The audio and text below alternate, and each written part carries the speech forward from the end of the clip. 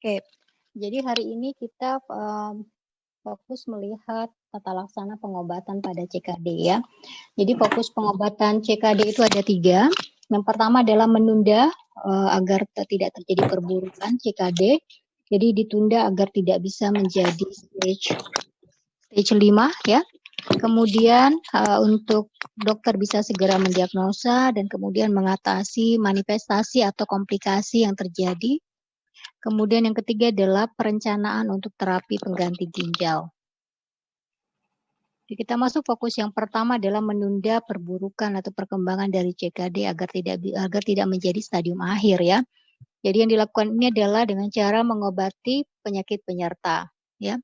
Kemudian melakukan pengendalian tekanan darah secara agresif. Kemudian melakukan pengobatan hiperlipidemia,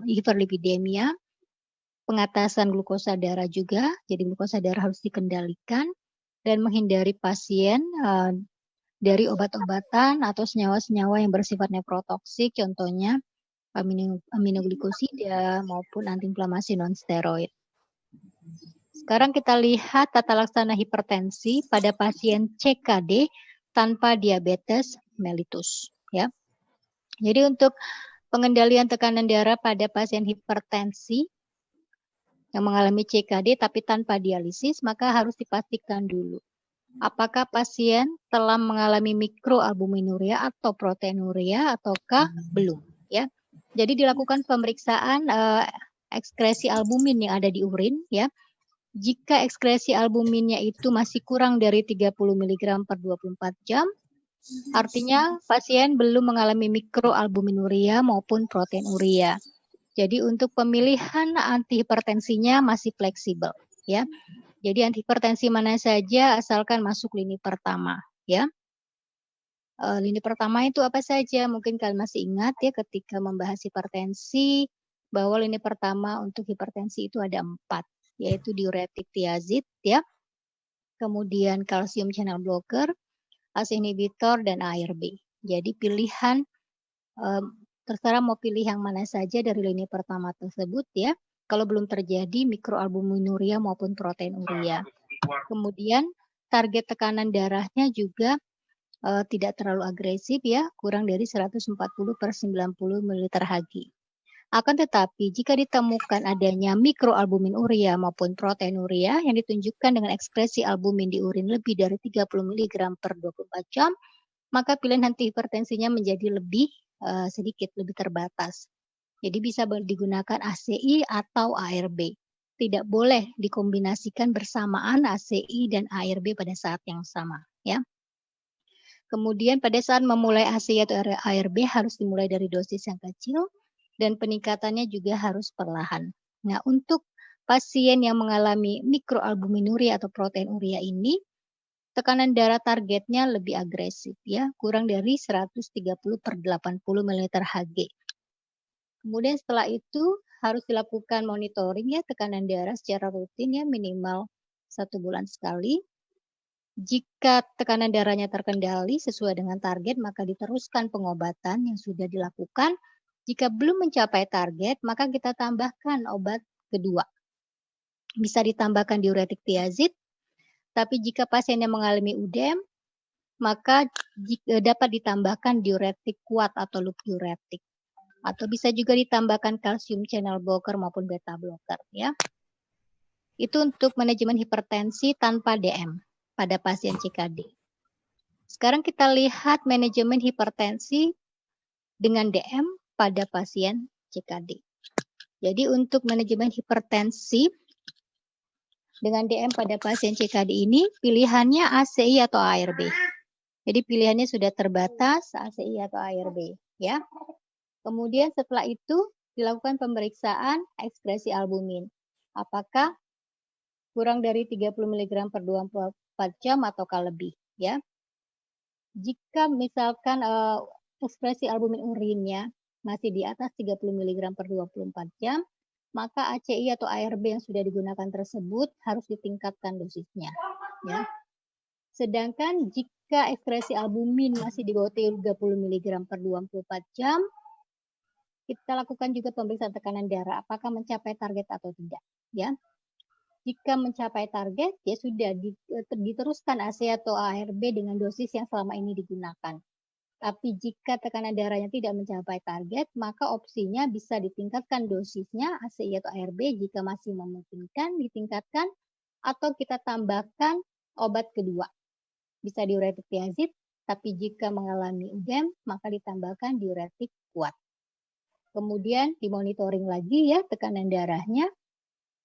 1 bulan sekali dimonitor, jika masih belum terkendali, ditambahkan lagi kombinasi selanjutnya, yaitu kalsium channel blocker ya. Kemudian masih juga belum terkendali, ditambahkan lagi bisa beta blocker ataupun alpha blocker ya. Jadi sesuai dari tekanan darahnya ya.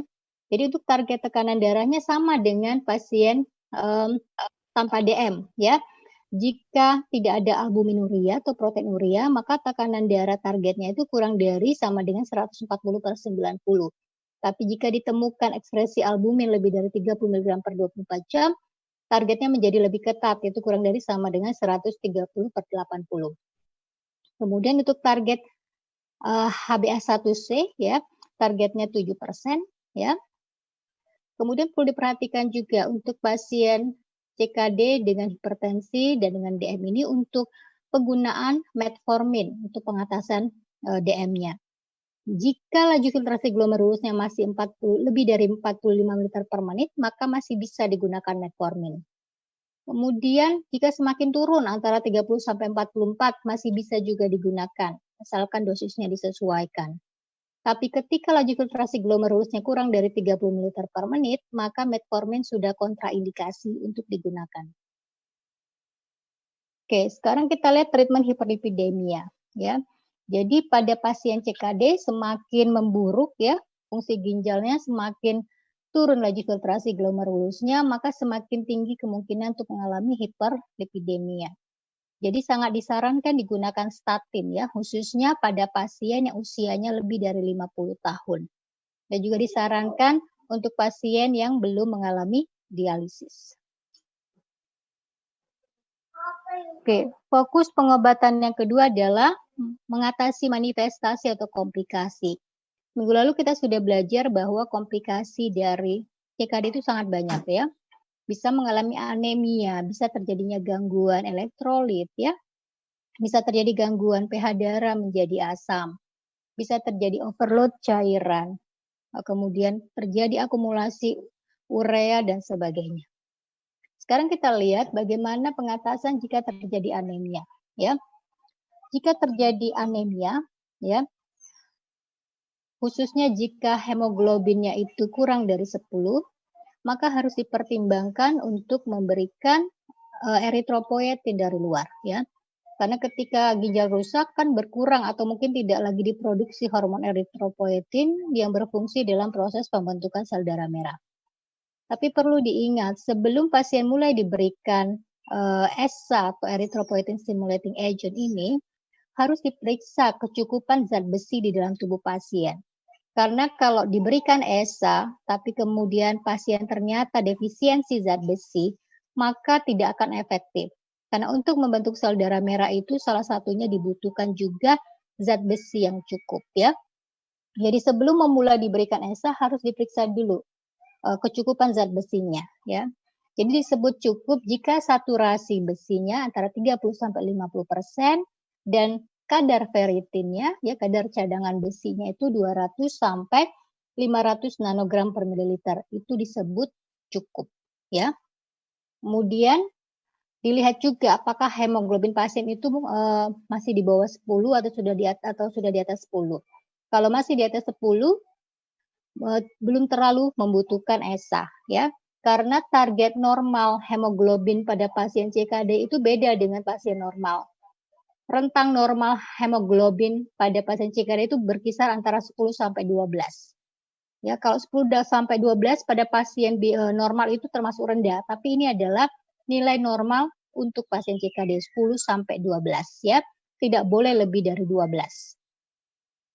Oke. Jadi sebelum diberikan ESA cek dulu ya, cek dulu kecukupan zat besinya. Kalau sudah cukup dan hemoglobinnya di bawah 10, maka bisa diberikan ESA. Tapi harus dimonitoring dengan ketat ESA ini ya, karena bisa menyebabkan peningkatan tekanan darah. Oke, ini mungkin kecil ya. Adakah yang terbaca? Kalau nggak terbaca, saya bacakan nih. Terbaca ya. Ini saya ambil dari buku. Nggak terbaca, mata saya bisa baca. Ini saya ambil dari Dipiro ya. Silakan buka Dipironya. Jadi saya jelaskan ya. Ini pada kotak yang pertama, kotak yang paling kiri. Jika nilai ferritinnya kurang dari 100 nanogram per mililiter pada pasien CKD non-dialisis atau kurang dari 200 nanogram per mililiter pada pasien CKD dengan hemodialisis dan nilai saturasi besinya kurang dari 20%, maka pasien tersebut harus menerima suplemen besi dalam bentuk injeksi, ya, injeksi besi. Tapi kalau misalkan tidak memungkinkan diberikan injeksi besi, bisa dipertimbangkan menggunakan suplemen besi secara oral, ya. Kemudian, jika ferritinnya antara 100 sampai 500 nanogram per mililiter untuk pasien yang belum mengalami hemodialisis atau antara 200 sampai 500 pada pasien yang mengalami hemodialisis ya, dan saturasi 20 sampai 30%, itu bisa menerima suplemen zat besi, bisa juga tidak. Jadi sudah lumayan cukup ya. Jadi kalau untuk box yang tengah ini ya fleksibel, boleh masih dapat juga bisa, nggak dapat juga nggak apa-apa ya. Tapi harus hati-hati jika ferritinnya sudah di atas 500 ya nanogram per mililiter dan atau saturasinya sudah lebih dari 30%, itu sudah lebih dari cukup. Jadi jangan diberikan lagi suplemen zat besi ya. Oke, setelah besinya dipastikan cukup, kita lihat hemoglobinnya.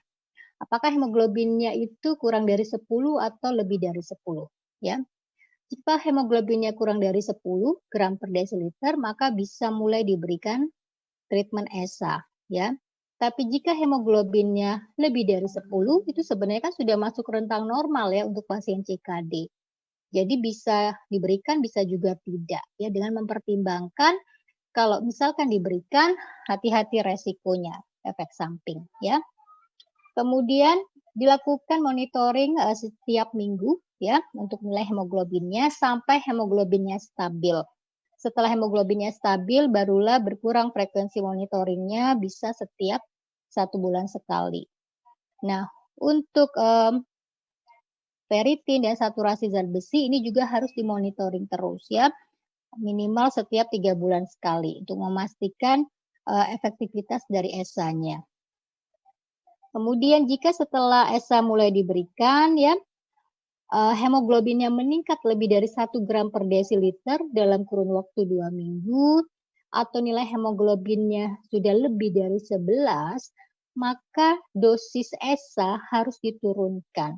Karena kalau tidak diturunkan, maka hemoglobinnya akan terus naik dan bisa lebih dari 12.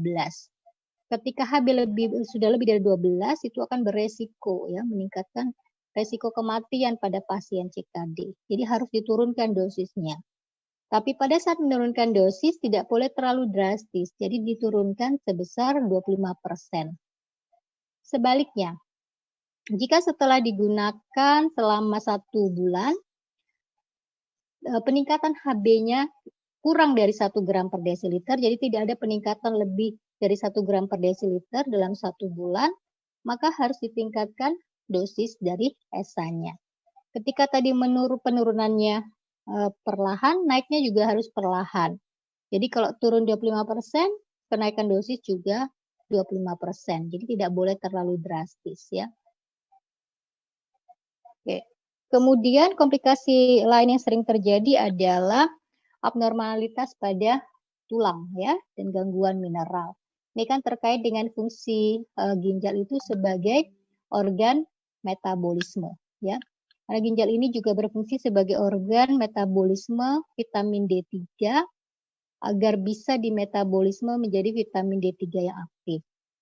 Nah, vitamin D3 yang aktif tersebut akan berperan dalam penyerapan kalsium di saluran cerna ya. Jadi kalau vitamin D3-nya tidak ada yang aktif ya, karena ginjalnya sudah rusak ya. Akibatnya kalsium tidak bisa terserap, terjadilah hipokalsemia. Hipokalsemia tubuh akan memberikan kompensasi untuk mengatasi hipokalsemia dengan menstimulasi hormon paratiroid ya. Jadi hormon paratiroid ini berusaha mengembalikan kadar kalsium di dalam darah agar normal. Salah satunya dengan melepaskan kalsium dari tulang. Ini gambarannya ya. Nah, jika terjadi penurunan kalsium, maka kelenjar paratiroid itu akan mensekresi hormon paratiroid ya. Hormon paratiroid ini bekerja pada beberapa organ. Pada organ ginjal akan meningkatkan reabsorpsi kalsium, meningkatkan ekskresi fosfat.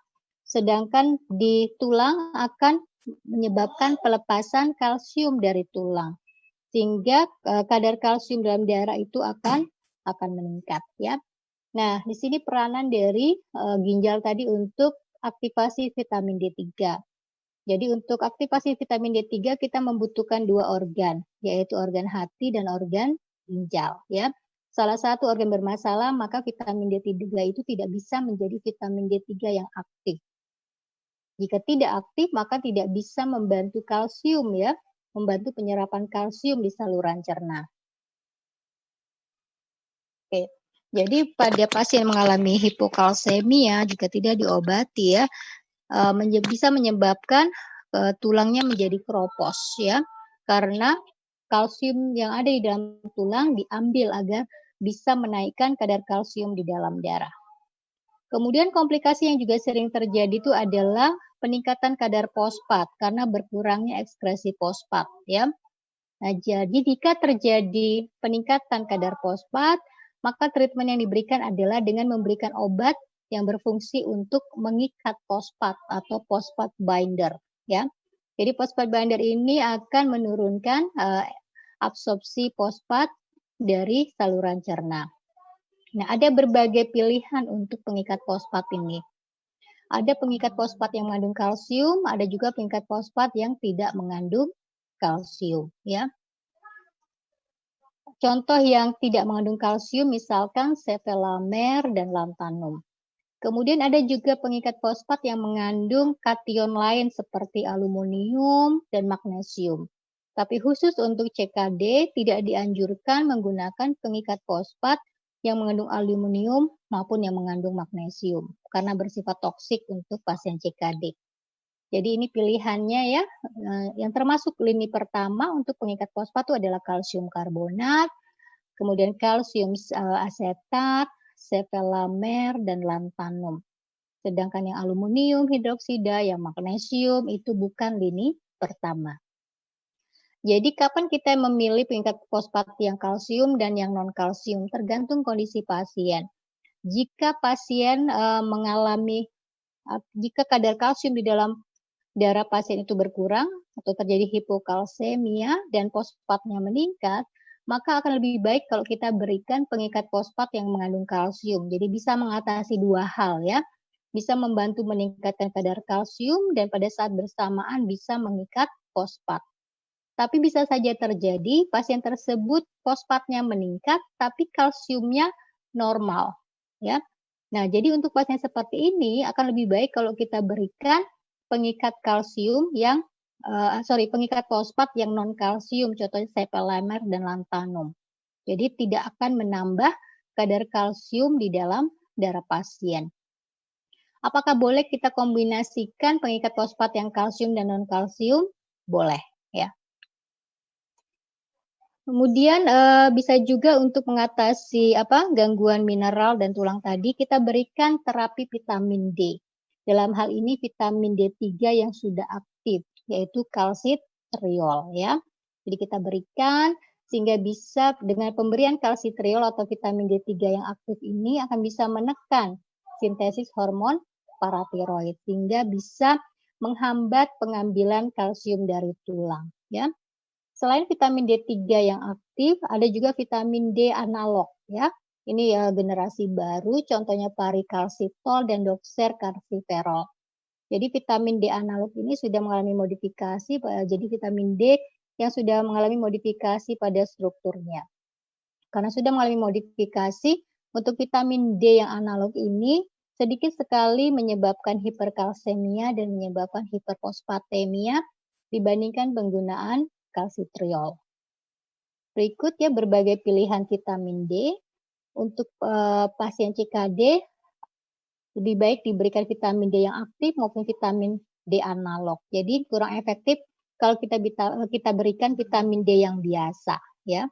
Karena vitamin D yang biasa itu masih harus membutuhkan kerja ginjal untuk mengaktifkan vitamin D. Kemudian komplikasi yang lain masih banyak ya. Sangat sering sekali terjadi penumpukan cairan atau overload cairan.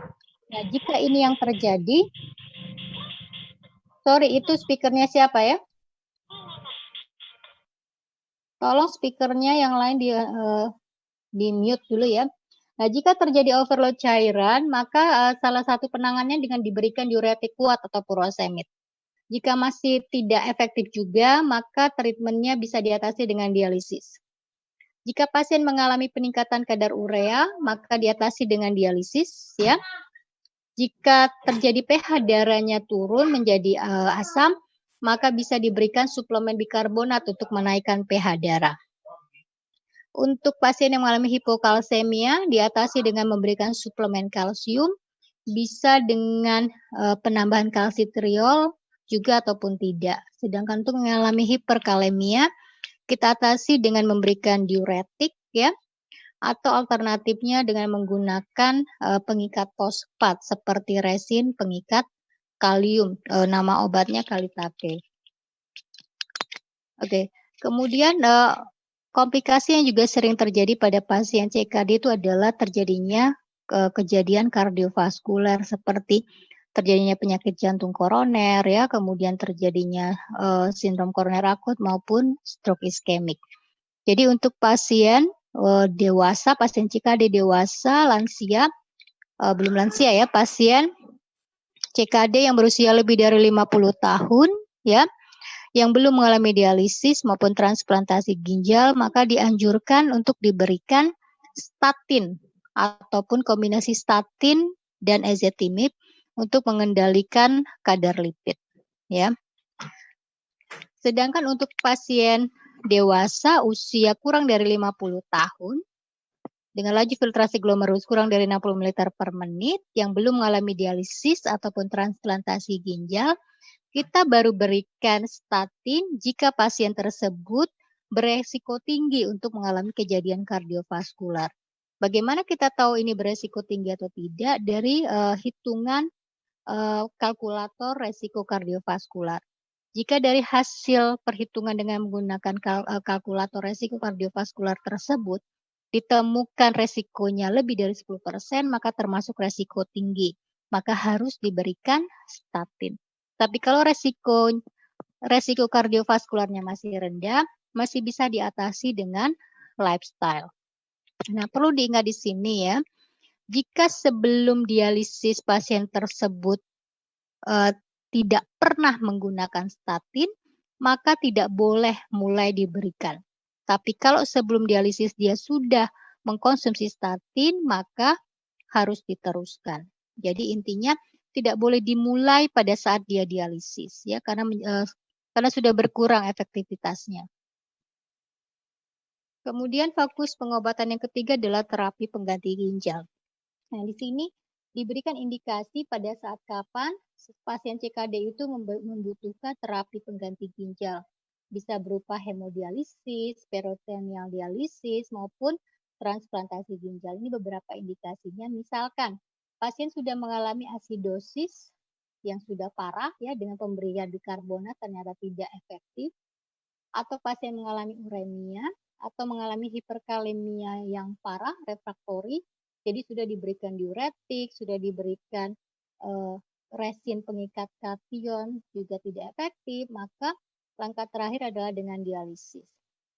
Atau misalkan mengalami overload cairan yang tidak bisa diatasi dengan furosemid misalkan. Kemudian indikasi lain untuk terapi pengganti ginjal adalah untuk pasien CKD stage 5 ya, yang ditunjukkan dengan laju filtrasi glomerulusnya kurang dari 10 ml per menit. Itu juga indikasi membutuhkan terapi pengganti ginjal. Ini adalah pengganti ginjal dialisis peritoneal ya. Jadi untuk dialisis peritoneal ini menggunakan bagian tubuh sendiri sebagai filter untuk menyaring, yaitu bagian peritoneum ya, bagian selubung perut. Jadi untuk melakukan dialisis peritoneal ini dibuat akses ya, untuk bisa dipasang kateter ya. Jadi akses ini akan dihubungkan ke cairan dialisis ya. Cairan dialisis akan masuk menambahkan cairan ya ke dalam bagian abdomen, bagian peritoneum. Kemudian akan terjadi filtrasi penyaringan ya. Jadi darah-darah yang banyak mengandung fosfat, banyak mengandung kalium maupun darah-darah yang banyak mengandung hasil metabolit tersebut akan disaring ya oleh selaput peritoneum.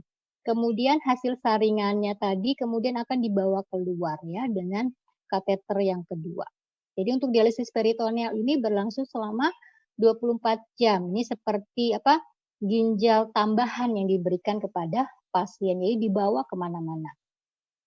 Tapi untuk dialisis peritoneal ini sosialisasinya kurang ya di Indonesia. Padahal ini kalau dari secara jangka panjang ini jauh lebih murah dibandingkan hemodialisis.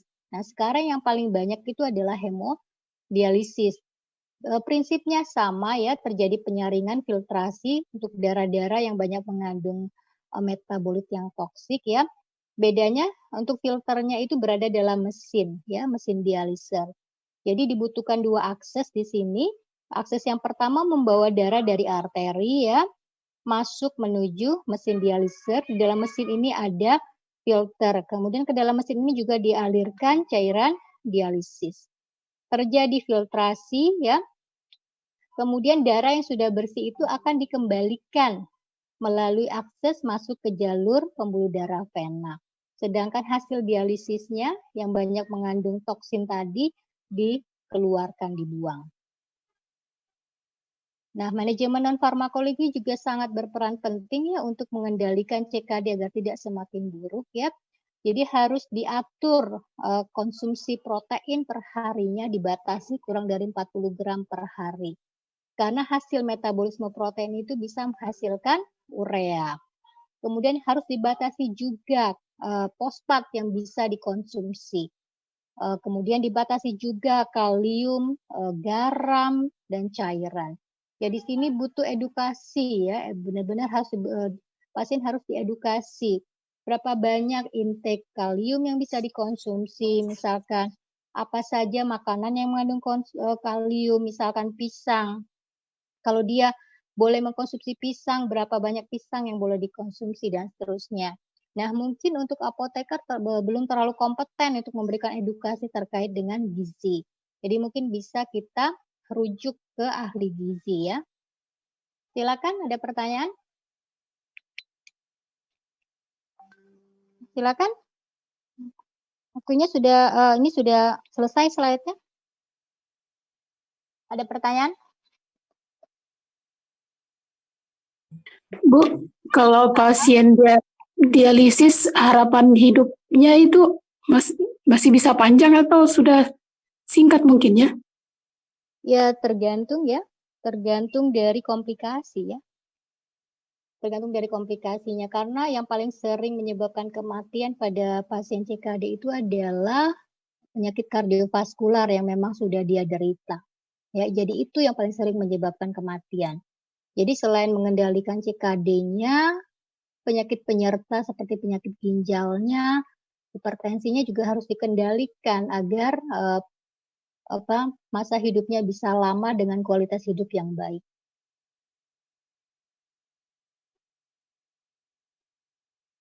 Saya nggak berani bilang berapa tahun ya masih bisa hidup, karena kan tiap pasien berbeda-beda, tergantung penyakit penyertanya, tergantung bagaimana dia mengendalikan penyakit penyertanya, tergantung dari komplikasi yang dia alami. Jadi akan sangat berbeda sekali tiap pasien. Oke, silakan. Bu, mau nanya, Bu. Untuk pasien yang tadi di bawah 50 tahun, kalau misalnya dia IGF itu kurang dari 60, kemudian belum ada non-dialisis, belum ada dialisis, dia ditambah statin jika hanya resiko tinggi aja ya, Bu ya? Betul. Jadi kan untuk melakukan pengukuran resiko kardiovaskular kan butuh banyak variabel ya. Saya tidak tahu kalian sudah coba cari atau belum ya. Butuh ke variabel lipidnya, penyakit penyerta dan sebagainya. Jadi kalau misalkan resiko kardiovaskularnya masih di bawah 10% ya, belum termasuk tinggi, maka masih bisa dikendalikan dengan lifestyle-nya. Tapi kalau misalkan pasiennya merasa, oh saya nggak sanggup nih dengan lifestyle gitu ya, susah mengendalikan makanan, ya maka mungkin dokter akan merekomendasikan diberikan statin kalau dia tidak bisa dikendalikan. Tapi Bu, itu tadi tidak boleh dimulai pakai statin jika dia sebelum dialisis belum pakai statin. Itu maksudnya gimana ya, Bu ya? Gini loh, misalkan pasiennya tidak pernah dapat statin, ya, kemudian dia terdiagnosa CKD nih, kan banyak sekali pasien CKD itu kan terdiagnosanya sudah terlambat, ya, diagnosanya sudah terlambat, sudah stage 5, harus dialisis. Oke, dia dialisis. Nah, pada saat dia dialisis itu tidak boleh diberikan statin, karena kan dia sebelumnya tidak pernah mengkonsumsi statin.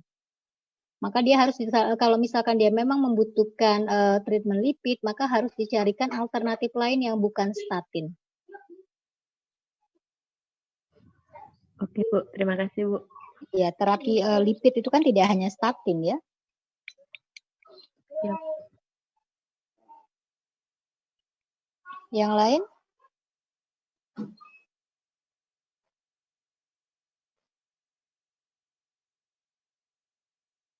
Ada yang lain? Bu, satu lagi Bu. Silakan. Silakan. Ya Bu, kalau misalnya tadi itu Bu, untuk statin itu kan kita lihatnya itu kan parameternya itu kan yang LDL ya? Enggak hanya LDL ya. Yang namanya lipid itu kan tidak hanya LDL ya. Ada total kolesterol, ada LDL, ada HDL, ada trigliserid, ya itu namanya lipid. Berarti untuk pengganti statinnya itu pokoknya selain statin gitu ya Bu ya, untuk mengatasi dislipidemianya itu? Betul. Kan banyak pilihannya, misalkan asam nikotinat gitu ya. Tapi harus diperhatikan juga ketika memulai obat, dicek dulu apakah obat tersebut memerlukan penyesuaian dosis atau tidak, karena ini kan sudah pasien CKD ya. Oke, ya makasih Bu. Oke. Jadi ini kalau yang memang sebelumnya nggak pernah pakai statin, kemudian dialisis, tiba-tiba mau dikasih statin ya, menjadi tidak efektif ya. Tapi kalau sebelumnya dia sudah pakai statin ya sudah diteruskan saja. Asalkan dimonitoring terus ya untuk lipidnya seperti apa.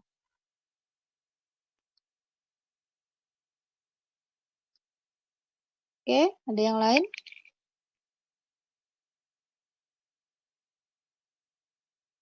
Masih ada waktu 5 menit, silakan.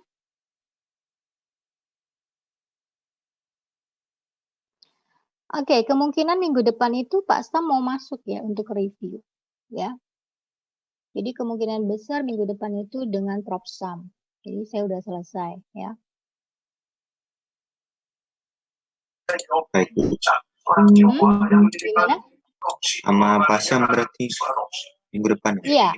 Iya, dengan Pak Sam. Karena beliau minta dia mau masuk minggu depan untuk review sebelum UTS. Gitu. Baik, Ibu. Oke. Masih adakah pertanyaan? Tidak ada. Sudah dapat info terkait UTS online? Belum, Ibu. Belum ada sama sekali. Belum ya. Mungkin dalam waktu dekat ya itu sudah ada sebenarnya dari akademik, tapi mungkin akademik masih merancang untuk jadwal UTS-nya ya. Yang pasti akan UTS-nya akan online ya. Baik, Ibu. Mungkin dalam waktu dekat ini akan disampaikan oleh bagian akademik ya. Tinggal tunggu saja. Mungkin besok, mungkin paling lambat. Ya. Oke. Terima kasih, Bu. Ya, terima kasih. Tetap jaga kesehatan ya. Iya, Bu. Oke. Assalamualaikum warahmatullahi wabarakatuh. Terima kasih Bu. Terima kasih, Bu.